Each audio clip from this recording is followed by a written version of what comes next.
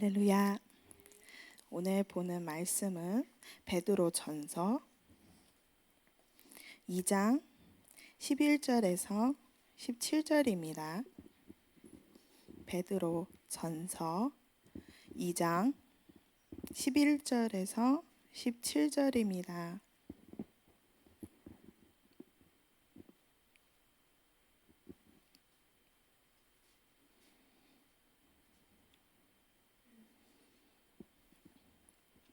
다 찾으셨죠?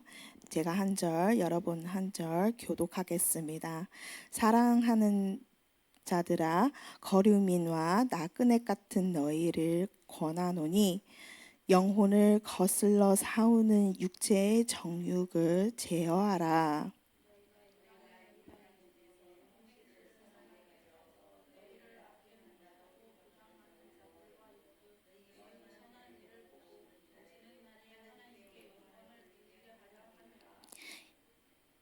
인간의 모든 제도를 주를 위하여 순종하되 혹은 위에 있는 왕이나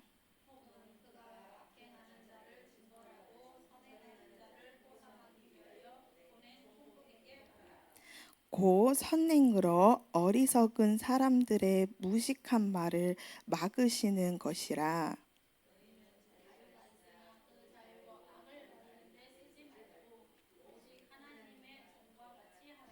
다 함께 무사람을 공경하며 형제들을 사랑하며 하나님을 두려워하며 왕을 존대하라. 아멘. 서신서를 볼 때 먼저 알아야 되는 것은 이 편지가 누구에게서 누구에게 보내는 건지, 그리고 또는 어떤 배경 아래서 이 말씀을 전하고 있고 권면하고 있는지는 중요합니다. 베드로전서 1장 1절은 아주 분명하게 말합니다. 우리 함께 보도록 하겠습니다. 말씀 시작하는 부분부터 예수 그리스도의 사도 베드로가 이렇게 이름을 분명하게 표시되었습니다. 무슨 말이냐면 베드로는 일반 목회자가 아니라 예수님께 직접 부름받고 부활하신 주님까지 직접 본 사도 베드로라는 사람이 편지를 썼습니다. 믿을만한 메시지를 전하고 있다는 것이죠. 이 편지는 대략 주후 62년에서 64년 사이에 기록되었습니다. 베드로가 순교하기 직전에 기록했던 그 역사로 보이고 있습니다. 다시 말하면은 베드로가 이 인생의 마지막 시기에 교회를 향하여 남긴 아주 성숙하고 깊은 목회적인 편지라고 할 수 있습니다. 그렇다면 이 편지는 누구에게 쓰였느냐면 베드로는 1장 1절에서 여러 지역의 이름을 나열합니다. 우리 뒤에 조금만 보면 본도, 갈라디아, 갑바도기아, 아시아와 비두니아, 이 지역은 터키 지역에 있고 우리 자주 말하는 소아시아라는 지역입니다. 이 편지는 이 지역들의 즉 로마 제국 곳곳에 흩어져 살던 그 그리스도인들에게 보내진 편지입니다. 흩어져서 살았던 그 평범한 성도들에게 보내고, 그 중요한 점은 이들 대부분은 유대인이 아니라 이방인들이었습니다. 베드로는 4장 3, 4절에서 이렇게 말합니다. 너희가 음란과 정욕과 술 취함과 방탕과 함락과 무법만 우상 숭배를 하여 이방인의 뜻을 따라 행한 것은 진악한 대로 족하도다. 과거에는 이 사람들이 하나님이 알지 못하고 우상을 섬기며 자기 욕심대로 살던 사람들이었지만 이제는 예수님을 믿게 되면서 완전히 새로운 삶을 새로운 삶의 방식으로 살아야 된다는 것입니다. 베드로 전서는 읽다 보면 고난을 받는 거, 연단 또는 두려워하지 말라, 근심하지 말라 이런 표현들이 계속해서 반복하고 있는 것입니다. 왜 그럴까요? 그 당시의 교회와 성도들이 사회적인 압박 속에서 살아왔으니까 그렇습니다.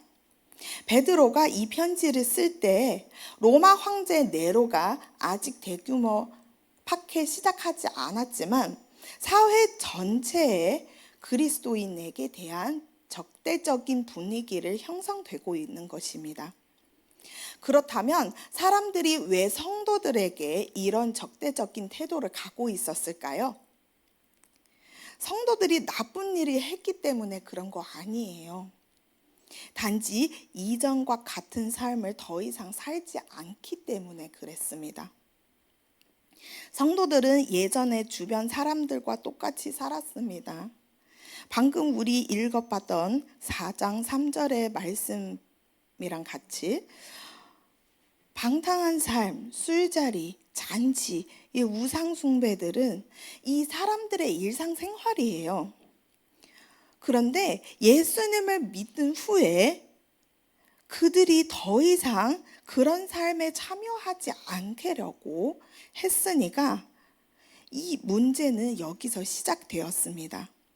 당시 로마 사회에 종교는 개인적인 신앙이 아니었습니다. 종교는 사회생활 그 자체였습니다. 그래서 축제 때는 신들에게 제사를 드려야 됐고 식사 자리에서도 그의 이방 신들에게 감사하고 제사를 드려야 되는 거예요. 공적인 행사가 있을 때는 무조건 황제들에게 경배해야 되는 당연한 일이 날마다 있는 거예요. 그런데 그리스도인들이 이런 일에 더 이상 참여하지 않으려고 했으니까 사회 사람들이 이 사람들이 우리랑 좀 어울리지 않았겠다.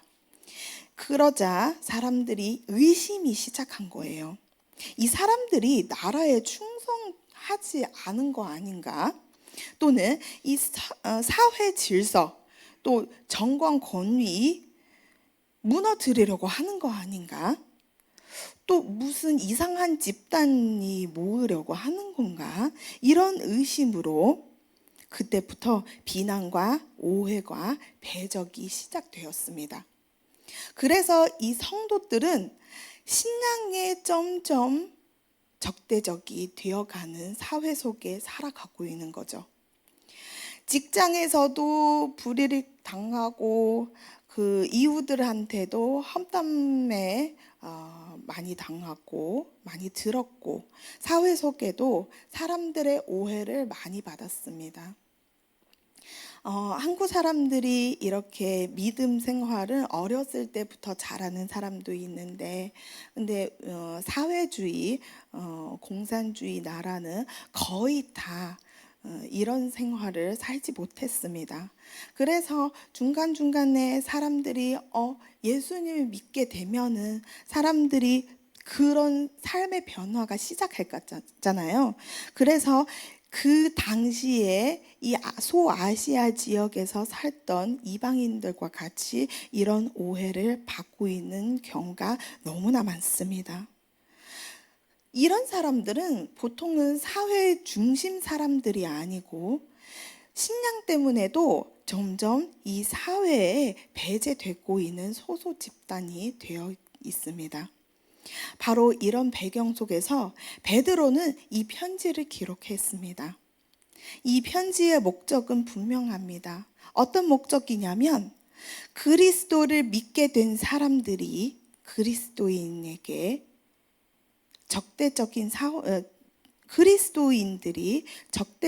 사회 속에서 어떻게 복음을 따라 살아가야 하는지를 가르치는 말씀입니다.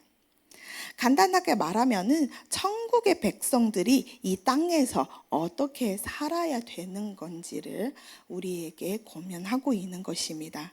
이 배경을 이해하고 나면은 이제 오늘의 본문은 베드로전서 2장 11절을 읽어보겠습니다. 사랑하는 자들아, 거류민과 나그네 같은 너희를 권하노니 영혼을 거슬러 싸우는 육체의 정욕을 제어하라.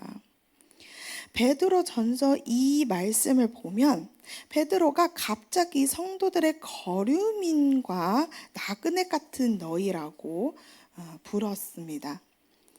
이 사람, 여기서 한 가지 질문을 해볼 수 있습니다. 이 사람들이 정말 길에서 또 돌아다니는 사람들일까요? 아니잖아요.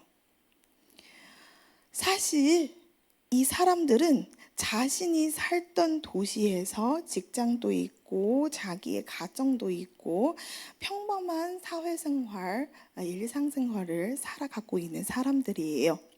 그렇다면 베드로가 왜 이 사람들을 보고 나그네 같은 사람이라고 부를까요? 여기서 말하는 나그네는 진리적인 그런 나그네가 아니라 정체성라는 의미입니다. 이 정체성라는 말은 로마 제국에는 아주 중요한 일이 있었습니다. 우리 지난주에도 말한 것 같이 시민과 외국인 거주자 구분되어 있다는 사실입니다. 로마 시민이 되면 권리도 있고 보호도 받을 수 있고 그 나라에 속한 사람들이라고 주변 사람들에게 확증을 받을 수 있는 신분이 있는 사람이라고 생각하시면 되고요.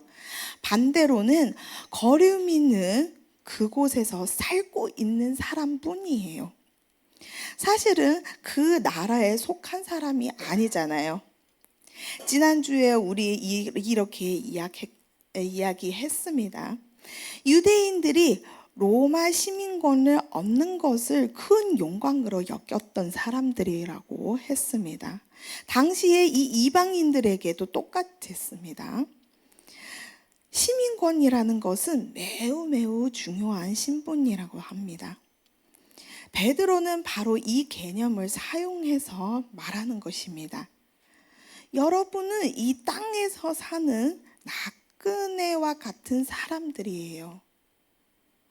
우리가 그 나라의 시민이 아니라, 이 말은 우리가 이 땅에서 잠깐 살다가 천국에 간다는 뜻이가 아니고 우리의 진짜 나라가 이 세상에 있지 않다는 뜻이에요. 우리의 정체성, 우리의 국적을 말하는 거죠.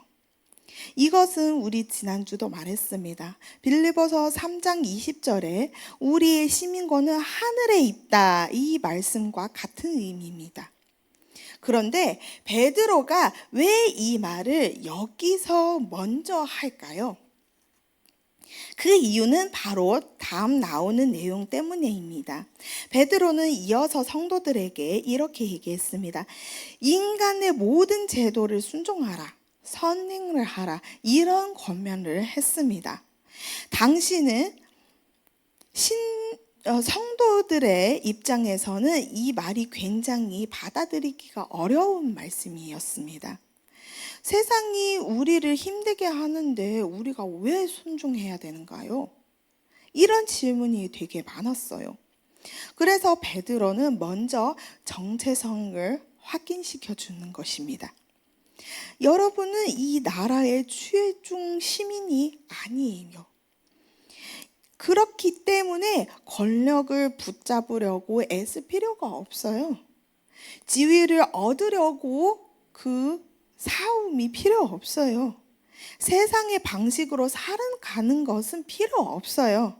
이곳은 우리의 최종 목적지가 아니라서 그렇죠. 그래서 이렇게 권면하고 있습니다. 여기서 아주 중요한 논리가 하나 있습니다. 베드로는 하늘에 속한 사람이 되기 위해 행동을 바꾸라가 아니라 반대로 이미 하늘에 속한 사람이기 때문에 그들에 맞게 살아라 라는 권면입니다. 많은 종교들이 행위문제라고 보는 거잖아요. 행위가 있으면 극락 세계에 갈 수 있다는 그 다른 종교 사상들이 있습니다. 하지만 우리는 그런 신앙이 아닙니다. 복음은 정반대입니다. 먼저 하나님이 우리를 받아주셨고 우리가 하늘의 시민권을 먼저 받고 그 다음에 새로운 삶이 시작되는 것입니다. 베드로는 나그네처럼 살아가려고 노력하라고 말하지 않았습니다. 그래서 이미 나그네입니다. 이렇게 우리에게 선포하고 있는 말씀이죠. 그 차이가 정말 큽니다. 이 정체성을 가지게 되면은 자연스럽게 마음속에 긴장감이 있을 것입니다. 예를 들면 저는 전도사 되기 전에는 전도사 생활을 하지 않았습니다. 내 마음대로 살았습니다. 교회도 주일 밖에는 거의 안 나잖아요. 근데 이 생활을 하려고 해서 전도사가 되는 것이 아니라 먼저 전도사가 되고 나서 이제는 사역자의 삶이 시작했습니다. 이것도 똑같습니다. 우리는 이 정체성은 하늘에 있는 자이기 때문에 세상은 우리에게 즐거움을 추구하라고 말하고 욕심에 따라라고 하지 말라는 거예요. 우리의 정체성은 우리가 다른 나라에 속해 있음을 계속해서 상기시키려고 하는 베드로의 말씀이에요. 그래서 베드로는 이 육체의 정욕은 멀리 하라고 권면을 했습니다. 욕심 자체가 무서운 것이 아니라 그것은 우리의 정체성과 맞지 않기 때문에 그 술을 취하고 방탕한 생활은 음란한 생활은 우리의 정체성, 우리의 신분과 완전히 다른 것이기 때문입니다. 우리가 한번 외교관을 한번 생각해 보시요. 외교관은 어떤 사람인가요? 외국에 자기 나라에 살지만 잠시만 다른 나라에 가서 이 나라를 대표로 나가서 상담이나 상의나 이렇게 나라 간의 협동 같은 것을 담판하는 사람들이죠. 그 나라로 출장 가면은 그 나라의 문화와 사람들을 존중하지만 그 문화에 완전히 동화되어 정체성을 바꾸지 않았잖아요. 베드로는 그 뜻입니다. 여러분이 하늘나라에 이런 나그네처럼 외교관처럼 우리는 잠시만 이 자리에 있는 것이 뿐이에요. 우리는 하늘을 대표한 복음을 전하는 사람들이라고 이 정체성을 분명히 우리에게 알려주는 것입니다. 정체성을 따라 행동하라는 것은 베드로가 세우는 신앙 순서입니다. 우리의 정체성이 행위보다는 우선입니다. 이제는 우리 12절을 잠깐 보면 베드로는 이렇게 말합니다. 이방인 중에서 행실을 선하게 가져. 여기서 왜 베드로는 굳이 이방인 중에서라는 것을 말할까요? 이 성도들도 원래 이방인들이었으니까요. 이 이방인들이었지만 계속해서 너희들은 이방인들 중에 너희들 이미 이방인이었지만 근데 이 이방인 단체 안에서는 너희들이 좀 특별한 존재라고 하는 것입니다. 그래서 원래 우리 말하는 그 이방인과 구별해서 말하고 있는 것입니다. 이제 그들은 더 이상 세상의 가치관을 가지고 있지 않고 하나님의 나라의 가치관을 갖고 있는 사람들이라는 것입니다.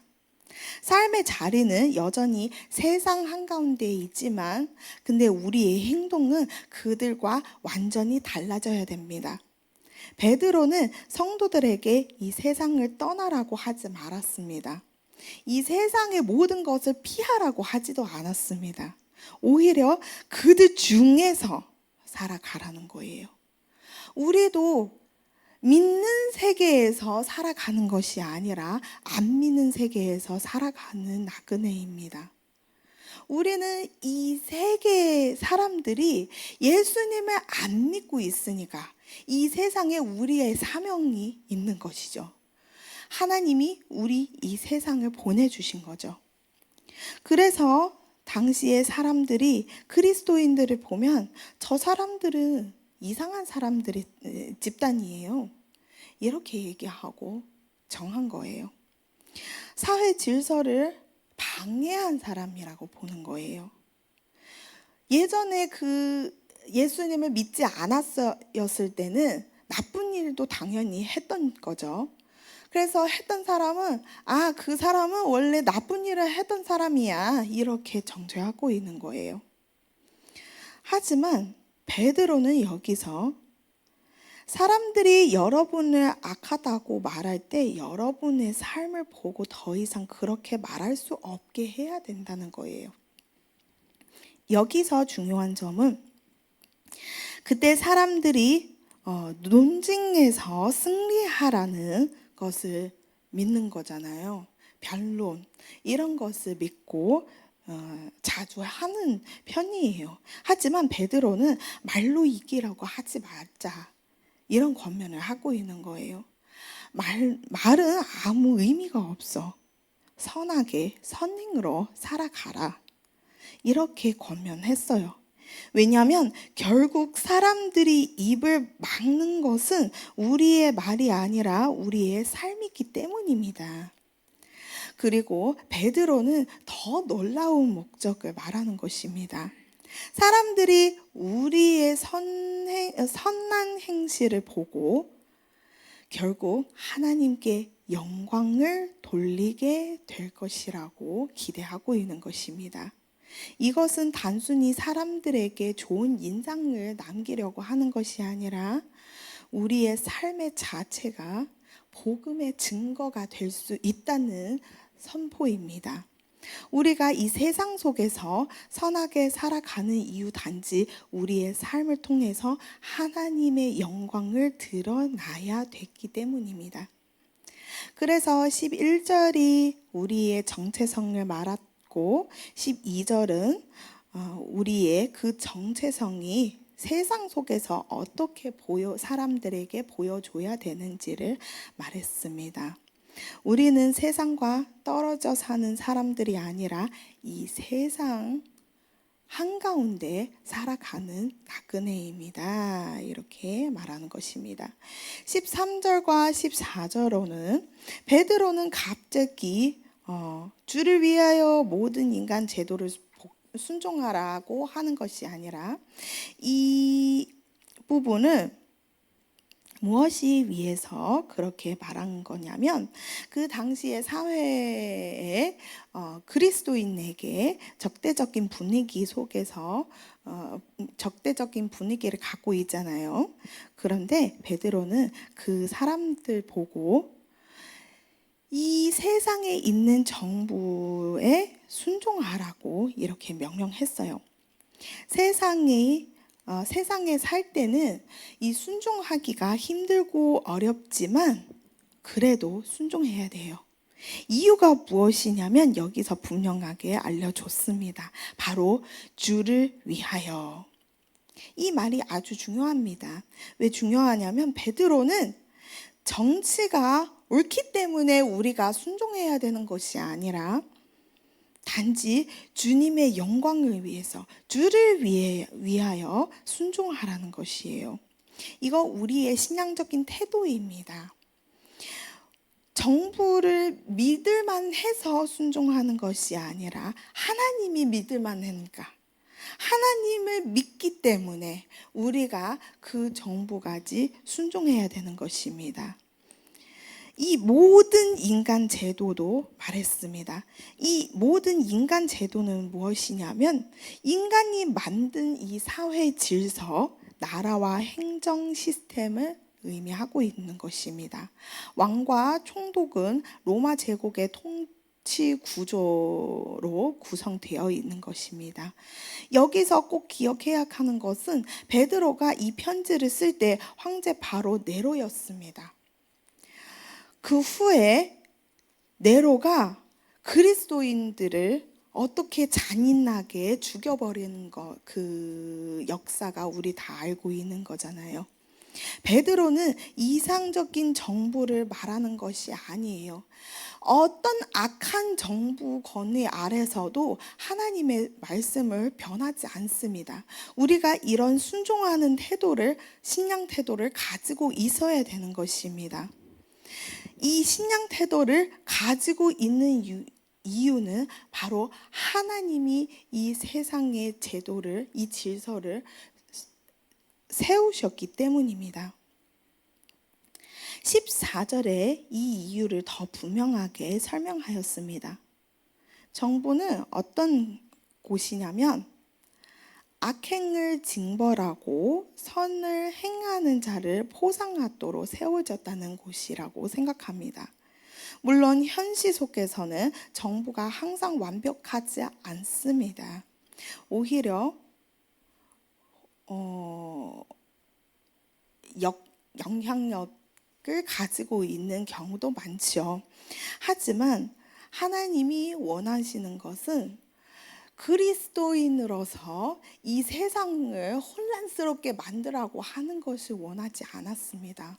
하나님이 원하시는 것은 그 혼란 속에서도 질서 있는 사회를 원하시고 또는 인간 사회 안에 통치 구조를 허락하셨기 때문에 우리가 이 구조 안에서 질서 있게 살아가라는 명령이셨습니다. 이거 바로 베드로 말하는 순종입니다. 하나님이 세우신 질서에 대한 순종하는 태도입니다. 우리는 이 세상에 속지 않기 때문에 이 세상 속의 질서를 잠시만 지켜도 상관없다. 우리의 정체성은 변하지 않을 것이다. 라는 것입니다. 그래서 이 사회 속에서 질서를 존중하면서 살아가라는 권면을 하고 있습니다. 사실 성경 안에서도 이와 비슷한 장면을 볼 수 있습니다. 우리 제일 익숙한 성경 인물들 중에 다윗의 이야기를 한번 떠올려 보십시오. 사울은 다윗을 끊임없이 쫓아다니다가 죽이려고 했던 왕이었습니다. 인간적으로 보면은 다윗은 사울을 미워할 충분한 이유가 있는 거죠. 그런데 사울이 죽었다는 소식을 전하는 사람이 다윗 앞에서 와서 내가 왕을 죽였다 이렇게 자랑하려고 했는데 다윗은 기뻐하지 않았습니다. 오히려 그 사람을 처벌했습니다. 왜 그랬을까요? 다윗은 사울을 개인적인 감정으로 보지 않았기 때문입니다.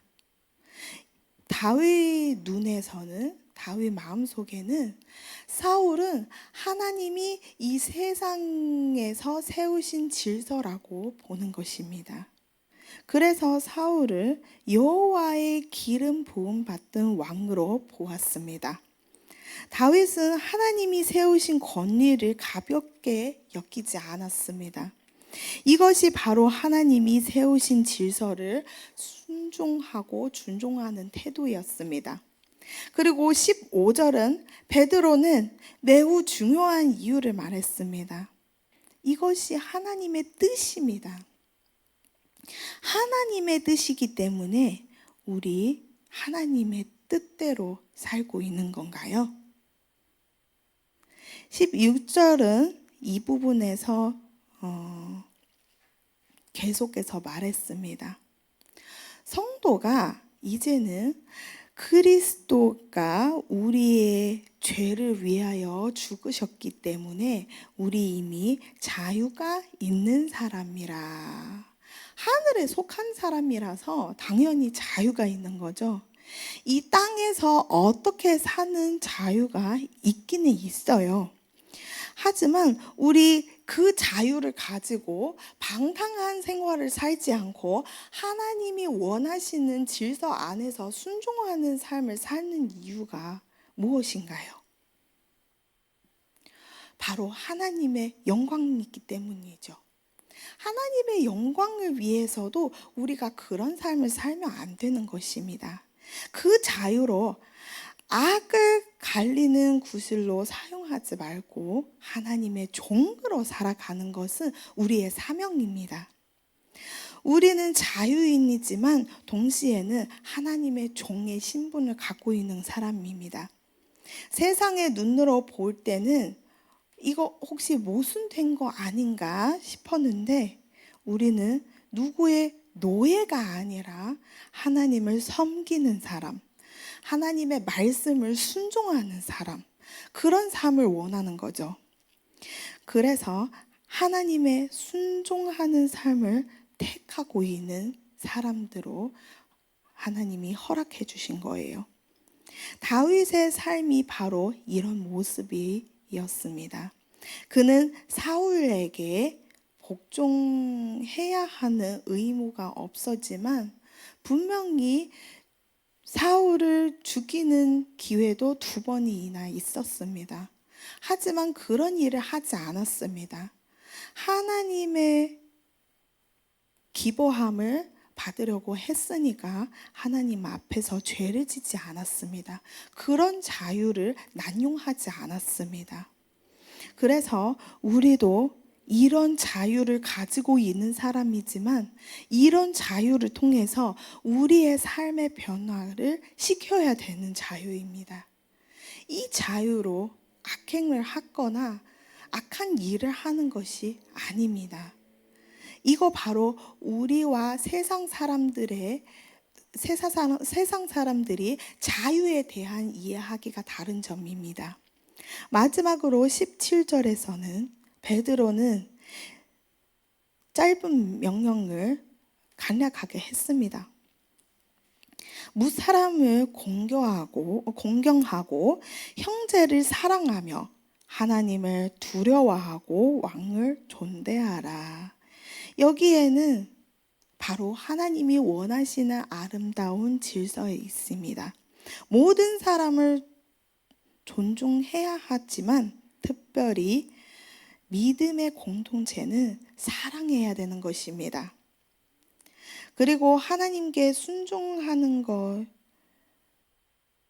중요하고 그 더 중요한 것은 하나님을 두려워해야 되는 것입니다. 우리가 왕을 두려워해야 되는 것이 아니라 왕도 우리와 같이 똑같은 죄인이 있기 때문에 하지만 그 왕권을 존중하고 그 하나님의 질서를 존중하려고 했으니까 우리 왕도 존대하고 있는 것입니다. 이 왕을 존대하는 거랑 두려워하는 것은 차이가 있습니다. 왕은 우리 존대하는 대상이에요. 우리 두려워하는 대상이 아닙니다. 우리 두려워하는 대상은 오직 하나님뿐입니다. 경외의 대상은 또 오직 하나님뿐입니다. 베드로는 나라의 이런 권위를 분명하게 말하는 거지만 근데 하나님의 권위는 그 나라의 권위보다 더 높은 곳이라고 생각하고 있습니다. 그래서 이 단락 속에서 우리에게 권면하는 것은 이 세상에 속하지 말고 우리는 하늘에 속한 자 예배하는 자가 그리고도 이 세상에 이 세상에서 잠시만 살아가고 있지만 이 세상의 질서를 하나님의 영광을 위해서 지켜야 된다. 하지만 그 마지막으로는 이 세상의 모든 권리는 오직 하나님께 있다는 사실을 우리에게 제시하고 있는 것입니다. 그래서 오늘의 말씀을 통해서 우리도 이 세상에서 살아가면서 우리의 정체성을 잊지 않고 하나님이 원하시는 방식으로 살아가는 성도가 되기를 원합니다. 함께 기도합니다. 하나님 아버지 감사합니다. 오늘도 말씀을 통해서 우리에게 삶의 방향을 인도하여 주시고 우리가 순종해야 되는 부분을 말씀해 주고 계신 것을 감사합니다. 이 순종과 선한 삶을 통해서 세상 가운데서 하나님의 영광을 드러내는 것을 원합니다. 정말 우리 새로운 삶으로 변화된 삶으로 하나님의 제자가 이 세상 속하지 않고 하늘에 있는 사실을 온 세상의 사람들에게 증거할 수 있도록 하여 주시옵소서. 우리의 삶이 다윗처럼 우리의 태도도 선택도 다윗처럼 모든 권리 다 하나님께 맡기고 하나님께 있는 것을 인정하는 삶이 되게 하여 주시옵소서. 예수님의 이름으로 기도드립니다. 아멘.